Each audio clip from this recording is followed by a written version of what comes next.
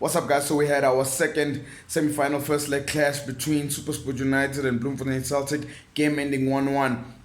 Gotta tell you, man, this game sort of game of both halves, maybe a little bit, because in the first half, you look at Bloemfontein Celtic, they were brilliant. They were good. They were really good. The way they were moving the ball. The one thing I loved about was the comfortability in terms of the way they were moving the ball. It's almost as if like they don't have restrictions in terms of how they play. Like in terms of there's a strict way to play. Every player just seemed free. Everybody's just moving the ball, and I think also Supersport were caught by that. They were surprised for some reason, and eventually Bloemfontein Celtic get the goal from Jackson Mabokgwane, who's back with a goal. Welcome back. And then eventually Bloemfontein Celtic get chance after chance. And you know the things with games is that when you have a stranglehold over another team, you got to be able to punish. And that is not what Bloemfontein Celtic did, because even Ron Williams was making saves and all that stuff.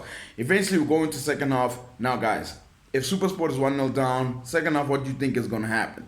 So Supersport eventually push men forward, eventually up the tempo, eventually they're trying to get the goal. And for some reason, it looks like Bloemfontein Celtic were not so ready for that. They were not so prepared for that, because I was expecting that to happen. And Supersport were just throwing everything. Eventually they get the goal, make it 1-1.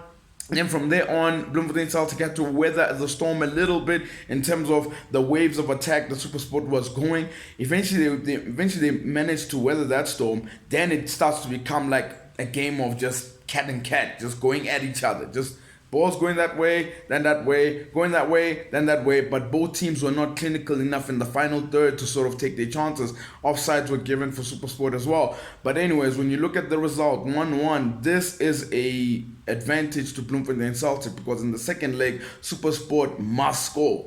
They must score. The game can't end 0-0. But Supersport are capable of scoring. That's the one thing that's for sure. And as for Bloemfontein Celtic, they're also capable of scoring. So this was going to be very interesting. But so far, advantage Bloemfontein Celtic. And Jackson Mabokgwane, I'm really wishing you a speedy recovery, man.